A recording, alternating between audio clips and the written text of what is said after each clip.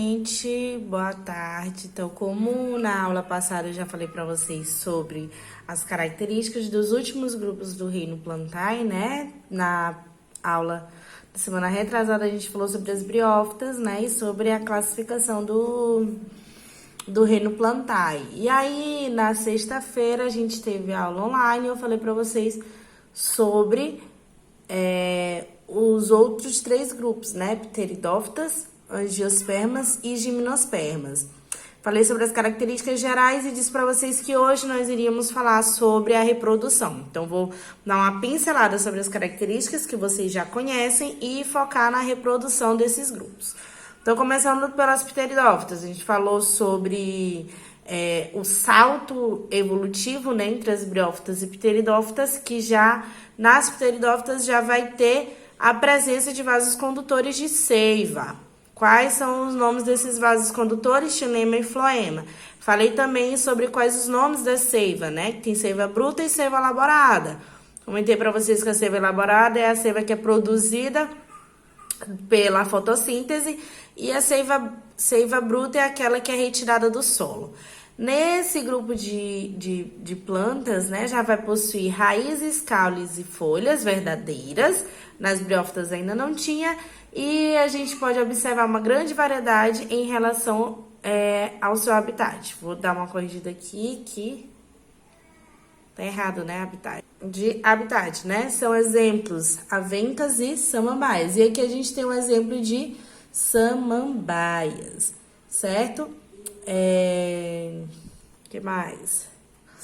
A estrutura delas a gente também falou, já vai ter raízes verdadeiras, né? Rizoma, que vai ser um caule. Aqui nesse caso de pteridófitas, o caule ele é praticamente rasteiro, mas aqui, por exemplo, no xaxi não, né? Ele já vai ser um caule aéreo. E aí a gente tem aqui os folíolos, já vai ter uma folha. A folha ela vai ser composta de vários folíolos, certo? E aí a gente tem também o soro, que eu falei para vocês que o soro é que vai produzir os esporos, certo? E aqui a gente tem outros exemplos de pteridófitas. Então, entrando na reprodução, né? Eu falei para vocês que a reprodução é o ciclo de vida desses animais, né? E aí eu falei para vocês que aqui já vai ter essa parte nas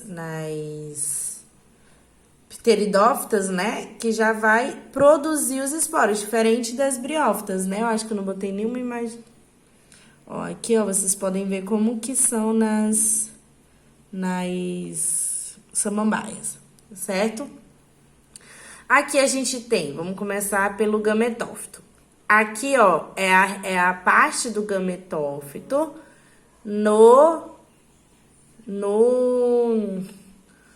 nas pteridófitas. Então, o que acontece? Lá nas briófitas, o gametófito e o esporófito era tudo junto, né? Como se fosse uma única planta. Aqui pode ocorrer de ter fases da planta que vai ter só o gametófito. Tá bem aqui, ó.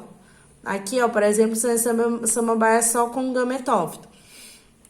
Lá nas briófitas, a maior parte do ciclo de vida reprodutivo das briófitas era o esporófito. Aqui não, aqui é o gametófito, certo? Aí aqui a gente tem um esporófito jovem, aqui, ó, em cima do gametófito. Aqui a gente tem anterozoide, nada até a oosfera. O que é o anterozoide? Vai ser o gameta masculino, certo? Vai nadar até a oosfera e aí vai dar origem a um esporófito. Isso daqui é a reprodução assexuada. Então, como vocês podem perceber aqui também nas pteridófitas, vai ter tanto a reprodução assexuada, que é essa parte aqui, quanto a reprodução assexuada, né? Que é a reprodução pelos esporos. Então, vai ter a alternância de gerações. certo? Aqui já é o esporófito adulto, ó, vocês estão vendo? Aqui são uma folha, aqui são os folíolos. Nesses folíolos vai ter a região onde vai ter os soros, que vai produzir os esporos, os esporos, e aí o soro ele vai se abrir e vai liberar os esporos. Liberar os esporos no ambiente, certo? No solo. E aí vai dar origem ao gametófito. Aqui a gente tem o gametófito jovem. E aí vai se reiniciar o ciclo, certo? Gimnospermas, o terceiro grupo do reino Plantae. Principal característica das gimnospermas vai ser isso bem aqui, ó. Possuir semente. Até então, nem nas briófitas, nem nas pteridófitas possui semente, certo? Por que é importante essa semente? Essa semente, ela vai dar origem ao embrião, certo? Elas vão viver preferencialmente em ambientes de clima frio ou temperado. Uma coisa que eu não falei também da reprodução das pteridófitas, gente, é que elas vão precisar ainda da água para reprodução. Porque vocês viram aqui, ó, os anterozóides, eles vão nadar até a oosfera, que é o gameta. Como eu falei aqui para vocês, ele vai nadar até a oosfera, que vai ser o gameta feminino, certo? Então, ele ainda vai precisar da água para reprodução. Aqui nas gimnospermas, eles não vão precisar da água para reprodução. Óbvio que todas as plantas necessitam da água para poder se desenvolver. Nas gimnospermas e nas angiospermas, não vai ser necessário para reprodução, certo? Eles vão viver principalmente em ambientes com clima frio ou temperado, vão possuir estróbilos. Professor, o que são estróbilos? Vão ser justamente o conjunto de sementes em que vai proteger o embrião, certo? São exemplos de gimnospermas, pinheiros e sequoias. E aqui a gente tem um exemplo clássico que são as araucárias. Estrutura e reprodução. Aqui nas gimnospermas já vai possuir um caule, ó, que vai já ser bem parecido com troncos, né? Essa região aqui, que são a região das folhas, e aí vai ter os estróbilos. Não, isso daqui é um estróbilo, né? Que é um cone. Por isso que essas plantas, elas são classificadas nas coníferas, porque parecem com cones, tanto as folhas, tanto a sua composição como um todo, quanto a região dos estróbilos. Uma característica importante aqui nas gimnospermas é a presença de grão de pólen. Até agora a gente ainda não tinha falado sobre isso, porque nas pteridófitas e nas briófitas não possuem grão de pólen. Aí eu até comentei sobre o grão de pólen na aula online, né? O que é esse grão de pólen, professor? O grão de pólen, ele vai proteger o gameta masculino, certo? E aí, esses grãos de pólen, eles podem ser levados pelo vento, podem ser levados por animais, certo? Geralmente são insetos, como abelhas e outros animais, certo? Até mamíferos podem carregar grãos de pólen. Geralmente, os mamíferos e esses outros animais, eles carregam mais grãos de pólen das angiospermas.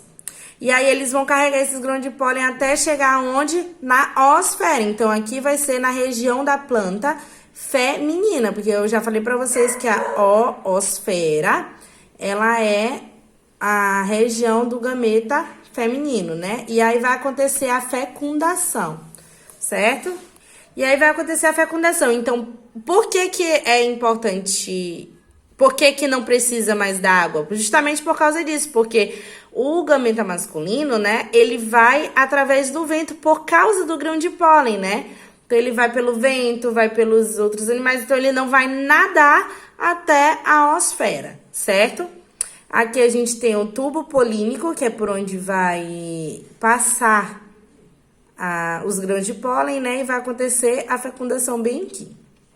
E aí o embrião ele vai se desenvolver. Então, tudo isso daqui é a semente. A semente ela protege o embrião. Aqui vai ter reserva de alimentos, certo? Então, por isso que algumas sementes elas são comestíveis. Por exemplo, o pinho, ela é comestível, certo? Aqui a gente não utiliza tanto como alimento, mas no sul se utiliza bastante o pinho, certo? E aí vai dar origem a uma nova planta, certo?